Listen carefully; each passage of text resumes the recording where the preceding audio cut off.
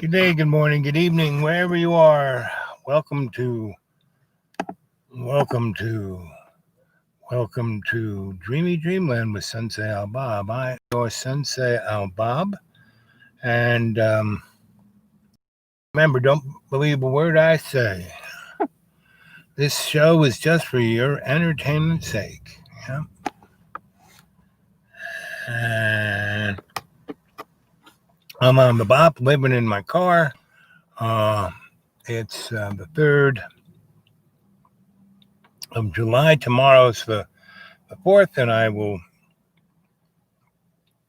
be in the deep green praying. 4th of July is my meditation day. I pray for peace. And I hope you all join me.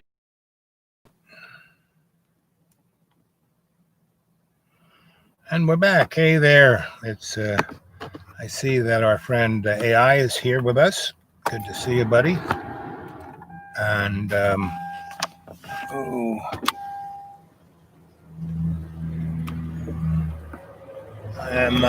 go some military vehicles. It's like a little convoy of military vehicles.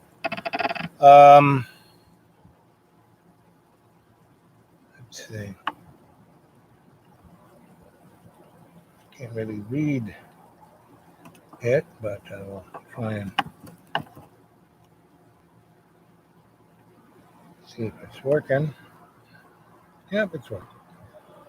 So here we are in the pandemic, and Black Lives Matter, and it's very interesting in that I think this is the greatest opportunity in a long, long time that we've had, because every time something happens, we just nudge one little nudge forward and then get 3 or 4 nudge backwards. You know, we got Obama, and we thought that was, oh wow, we're gonna have a black president. But that wasn't even a nudge, because he basically was worse than George W. You know, how can that be? No. You have to realize that every character in the political structure we have around this world has been placed there by the hidden hand. You know, this is a transnational scenario. You know, this isn't America against Russia, against China, against England, against anybody. No. Within all of those political entities, there are characters that represent the powers that shouldn't be.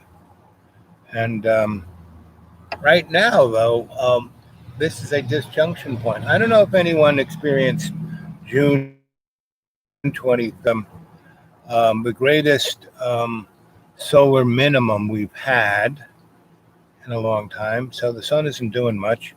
So it's not affecting us. So our electromagnetic field is weakening, and that's why the poles are kind of moving around.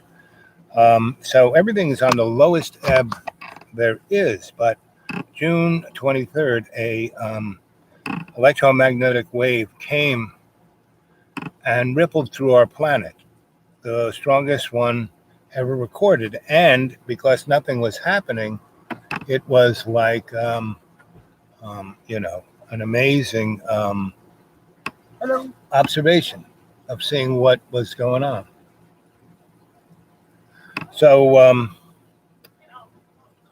a lot of people say that on July 4th, 2012, CERN was when they first turned on their big toy and brought it up to full power and tested it out, and came to, a lot of people said, in the nanosecond before they fried it, they actually did materialize the Hose particle. And what's his name? Stephen Hawking said that what happened was that we actually created a distability within our own universal dynamic, and we popped ourselves out of existence. And because there are many, many parallel universes doing almost the same thing we're doing, another one came in and took us over. And so there was a little hiccup on 4th of July 2012 when CERN hit the button. And we went away and we came back as another universe. And because of that, there have been these disjunctures of waves with who we are now.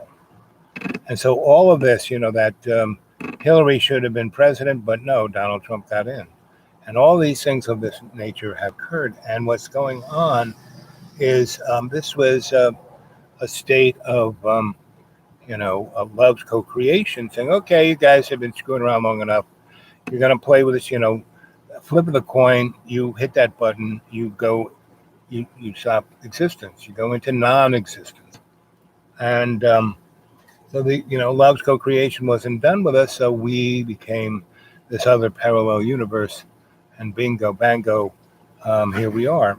But there are a lot of little waves. So this wave came through everyone was, flattening the curve. Everything was, okay, we're going to go back to normal. And that, the 23rd was about 3 weeks ago. And that's when people started to relax. And that's when this big spike came. Now, Cliff Hyde of Clear Thinking, who was his whole career was that of a computer programmer creating computer models for DARPA, modeling nuclear war, chemical war, biological war. So he said this was obviously 100% a biological weapon, but not engineered so much by China, but it was created initially by, the backbone was initially created by a chemist at Harvard who created a kind of, strata or frame of a nano that they built this,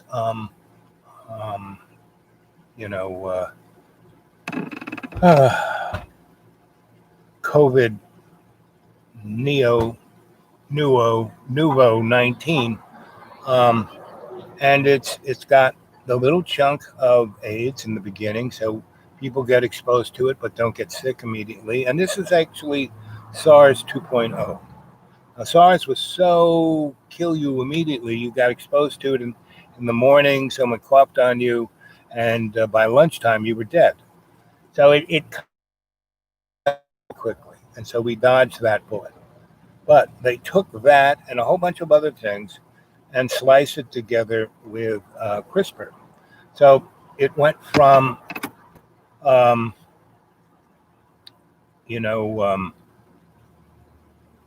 this guy in Harvard, and he went up with that strata, that frame, to a biolab in Canada, one of the most renowned, best-run, highly sharp bunch of folk, and they created the virus, and they CRISPR'd it, and they put in AIDS in the beginning, and then a few other things, and they left spaces, and then they put Ebola and a few other things at the end, and they put in certain things where rich white people wouldn't get sick, but poor white and black and yellow people would, depending on your diet and what existing things you had and how overweight you were. And then they sent it off to China.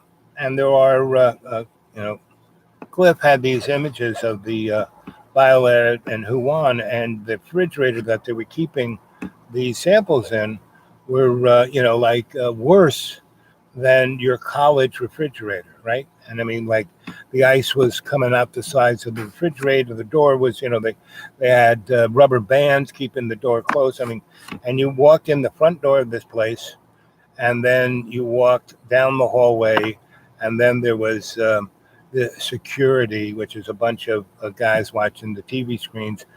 And the thing that separated the front door from the bio lab wasn't a bio 6 lab, but it was a like curtain they got at the Dollar Tree. And so it was brought there because if anything was going to go wrong, it would go wrong in this place. So there are many different, if you ever seen a picture of the Chinese, when all of the high mucky mucks get together, and they're all, VIP lounges, like 3,000 of them, and then up on the stage, there's about 12 of the, there's the fearless leader and the other morons. Well, there's a lot of give and take and nip and tuck and push and pull of people wanting to be, the fearless leader and the other morons on that thing. So, um, you know, it is it is supposed that somebody, not just the fearless leader, hey fish, but other elements, you know, who don't like the fearless leader want to embarrass the fearless leader, and they put this in charge, and so that's what's going on. But it's mostly coming from the hidden hand, who wants to disrupt and create chaos amongst all the nation states, so they can bring them all, Mr. Global, or whatever you want to call it. Catherine Austin Fitz calls it Mr. Global. And those guys are the guys who are all behind the curtain, all pulling the switch, right? But the beauty of humanity, we aren't really, they have shown that animals, they can teach chimpanzees and gorillas how to sign, and, um,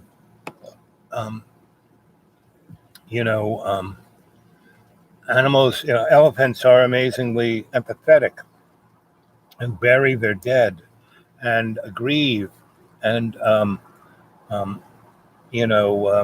giraffes have an amazing sense of humor. I mean, we aren't the top of the hill. Um, sea mammals, whales and dolphins, communicate telepathically. Their brains are like 5 times bigger than ours. They put them in MMR machines, and they can see them, working on stuff, and they could have built, fast food stores, and but they know they don't need any of that stuff. They're that sophisticated, so they don't. You know, they're not. They know that their life isn't here to make money, a profit. And all of that is an illusion. Of the ego. And uh, Thomas Aquinas. You guys should go read Thomas Aquinas. Go to new directions, new dimensions, newdimensions.org.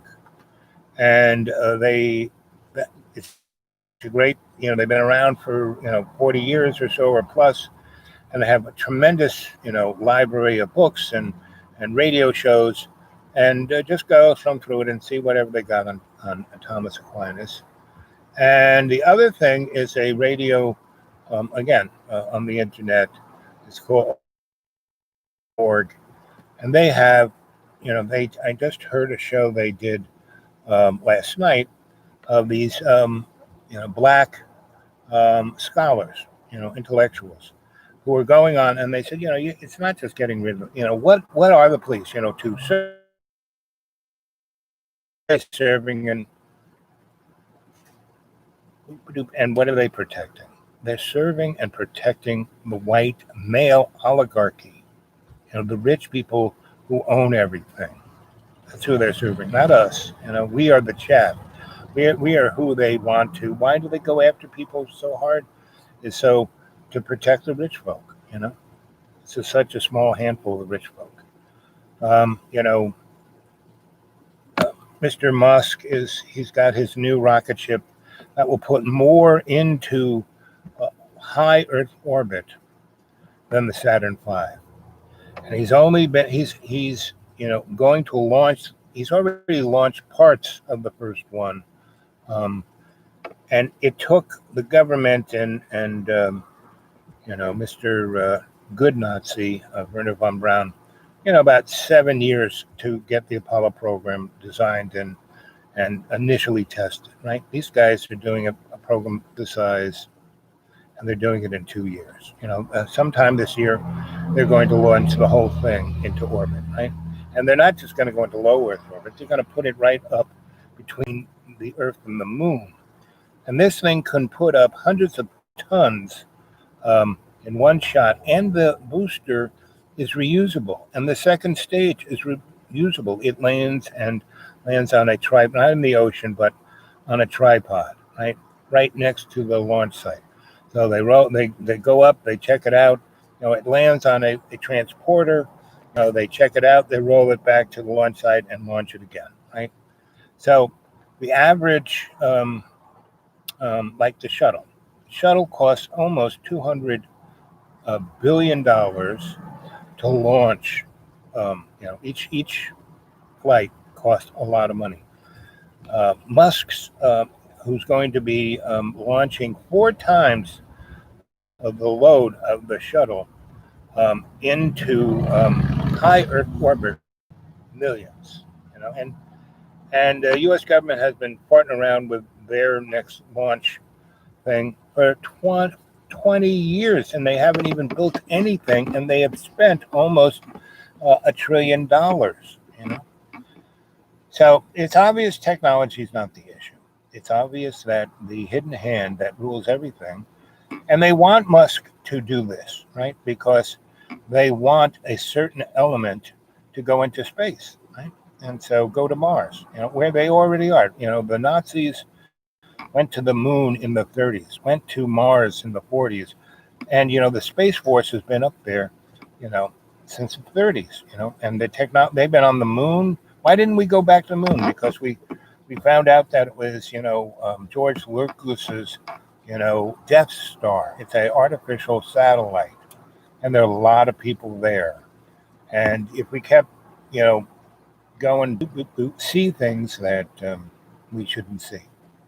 So all of this is coming out real time, and it's not David Wilcox or, George Norrie or any of those pudding heads. No, it's the average guy that is seeing this stuff, who's seeing it, really seeing it. And they may be interpreting different because, pretty much everyone is prejudiced. What do you mean? I have friends who are black. No.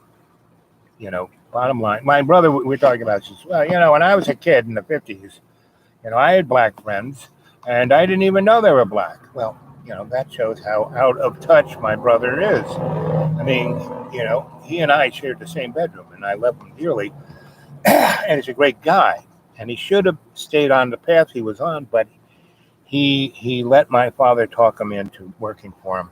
And for 40 years, he got, a lot of money, but he got his soul crushed. So now my brother's just a cardboard cutout of my dad. And his body is, I have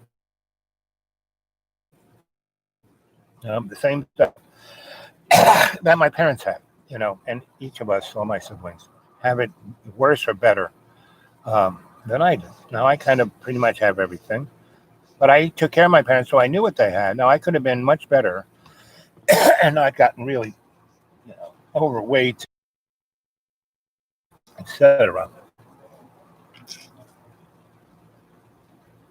But I died, and I need to learn that lesson. So came back, lost 200 pounds, and I am your Sensei Al Bob. So I'm sitting right in the heat of the day in a outside a restaurant that I knew I could get the Wi-Fi on, and but it's getting a bit too hot. Monday, I will be going to the church to get some food. The first Monday of every month is today, and they're so nice. They give you a box of food. They give you 2 rolls of toilet paper. They give you 4 boxes of super cheap macaroni and cheese. It's in a white box with black lettering. It's not made by anybody. They don't say who it's made by. It just says macaroni and cheese. And a bag of potato chips. And now it's nice that they give that. I mostly go there so I can get the box. But anyway, and the 2 rolls of toilet paper. That's all I need. I use 2 rolls of toilet paper a month. That's it. So I don't know what the rest of you guys are doing with toilet paper. And I don't know why, the supermarket's still without toilet paper. It has paper towels, but not toilet paper. So,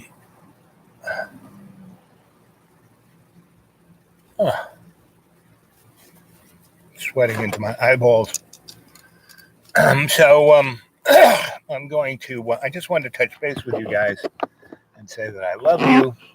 And tomorrow is 4th of July. And the 4th of July, I don't make any noise. I don't say anything. I just pray. And I start praying from midnight tonight all the way through the darkness. And there's a full moon now. And so, solar and a lunar eclipse. And we're going to have 4 of them this year. And that is another harbinger of strangeness, because you read the Bible and you look at the stats on when this occurs. It goes through a pattern of every 20 years, every 80 years, every 1,000 years, then every 20 years. So this is the last of the big ring.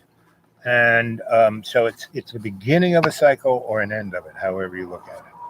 So I'm looking at it as the beginning of a new age, and not, the Mr. Global New Age, but the age of oneness, of love's co-creation. So I ask you to join me tonight at midnight, not on the internet, but in our going into our Akashic record, going into state, right? Going into breathing in 20% more and out 30%, and being focused and having intent on who and what we are and where we're going with this, right? So that's why I wanted to come on and say, hey, this is what it is. Tonight at midnight, I'm going to do this. I'm going to be sitting outside in the moonlight. So everyone, you want to sit outside, you can connect through the vibration of the moon, and have a little flashlight and shine it up in the sky above, straight above you. 1, 2, 3, space. 1, 2, space. 1. Long space. 1, 2, 3, space. 1, 2, space. 1, long space. You do that, and you will find a extraterrestrial will show up at your doorstep, and then you can ask them questions. So let's do this collectively. Our little my next live chat will be Monday, probably sometime between 1 and 2:30, 3 o'clock. Okay, so look for me there on Dreamy Dreamland with Sensei Al Bob, and you stay good. Okay.